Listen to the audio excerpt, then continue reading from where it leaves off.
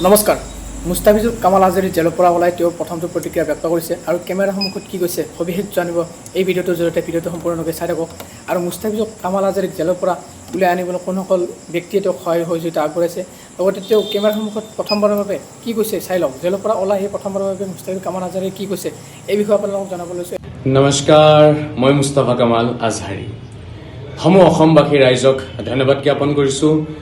আপোনালোকৰ মৰম, চেনেহ, সহায়, সহযোগিতা আৰু আশীৰ্বাদৰ ফলত মই আকৌ এবাৰ আপোনালোকৰ মাজত উভতি আহিবলৈ সক্ষম হৈছোঁ।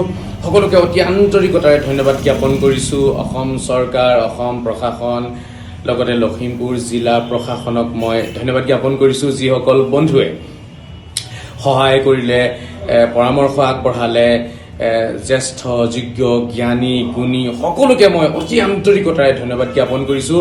বিশেষকৈ সত্যৰঞ্জন বৰা ডাঙৰীয়া আমাৰ দাদাক মই অতি আন্তৰিকতাৰে ধন্যবাদ জ্ঞাপন কৰিব বিচাৰিম। দাদা, থেংক ইউ ছ' মাছ। এই সময়ত যিটো এটা আপুনি ভাতৃত্ববোধ আৰু মৰম চেনেহৰ যিটো প্ৰমাণ দাঙি ধৰিলে, সেয়া চিৰস্মৰণীয় হৈ ৰ'ব, কোনেও পাহৰিব নোৱাৰিব। ধন্যবাদ জ্ঞাপন কৰিছোঁ। বিপদৰ বন্ধুৱেই বন্ধু হয়। সকলোকে ধন্যবাদ জ্ঞাপন কৰিছোঁ, যিসকলে পৰামৰ্শ আগবঢ়ালে, মৰম চেনেহ দেখুৱালে, বিপদৰ সময়ত লগ দিলে, সকলোকে অতি আন্তৰিকতাৰে ধন্যবাদ জ্ঞাপন কৰিছোঁ। দুটা ৰাতি, এটা ৰাতি লকআপত আৰু এটা ৰাতি জেলত বহু কিছু চালোঁ, দেখিলোঁ, শিকিলোঁ, মধুৰ অভিজ্ঞতা অৰ্জন কৰিলোঁ। আপোনালোকৰ লগত কেতিয়াবা শ্বেয়াৰ কৰিম, সময় পালে, সুযোগ পালে, সুবিধা পালে কেতিয়াবা কম কথাবোৰ। বহুত কিবা কিবি শিকিলোঁ। সেয়া জীৱনৰ এক স্মৰণীয় এই যাত্ৰাটো মোৰ কাৰণে আৰু সদায় মনত থাকিব। অনাগত দিনত যাতে আপোনালোকক সকলোকে লৈ দেশৰ কাৰণে, জাতিৰ কাৰণে, দেশৰ সভ্যতা সংস্কৃতি, দেশৰ কলা কৃষ্টি, আমাৰ ভাষা সুৰক্ষিত কৰিবৰ বাবে যাতে আমি সকলোৱে একেলগে আগবাঢ়ি যাব পাৰোঁ, আপোনালোকক লৈ পেলাই, আপোনালোকে মোক লৈ পেলাই যাতে আমি সকলোৱে মিলি যাতে আগবাঢ়ি যাব পাৰোঁ, তাৰে কামনা কৰিছোঁ। সকলোৱে দুৱা কৰিব, আশীৰ্বাদ দিব, মোৰ কাৰণে প্ৰাৰ্থনা কৰিব, যাতে দেশৰ কাৰণে জাতি মাতি ভেটি সুৰক্ষিত কৰিবৰ বাবে যাতে মই সদায় আগবাঢ়ি যাব পাৰোঁ। মৰম বিলাওক, মৰমেৰে থাকক, শান্তি বিলাওক, শান্তিৰে থাকক। ভাৰত মাতা কি জয়, বন্দে মাতৰম, জয় আই অসম। নমস্কাৰ। নমস্কাৰ, মই মুস্তাফাকামালাজাহাৰী। সমূহ অসমবাসী ৰাইজক ধন্যবাদ জ্ঞাপন কৰিছোঁ।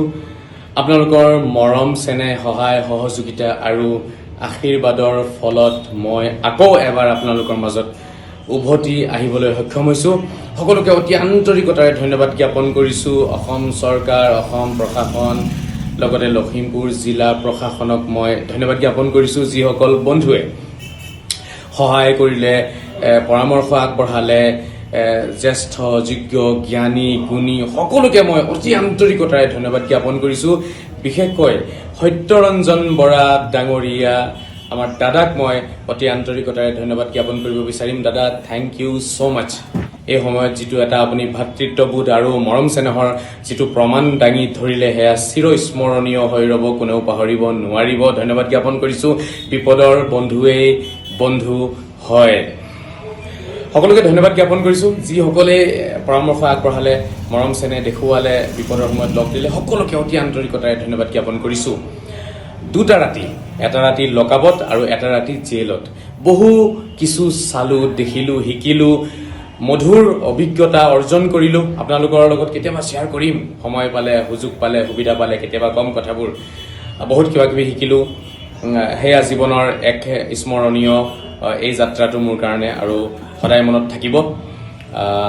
অনাগত দিনত যাতে আপোনালোকক সকলোকে লৈ দেশৰ কাৰণে, জাতিৰ কাৰণে, দেশৰ সভ্যতা সংস্কৃতি, দেশৰ কলা কৃষ্টি, আমাৰ ভাষা সুৰক্ষিত কৰিবৰ বাবে যাতে আমি সকলোৱে একেলগে আগবাঢ়ি যাব পাৰোঁ, আপোনালোকক লৈ পেলাই, আপোনালোকে মোক লৈ পেলাই যাতে আমি সকলোৱে মিলি যাতে আগবাঢ়ি যাব পাৰোঁ, তাৰে কামনা কৰিছোঁ।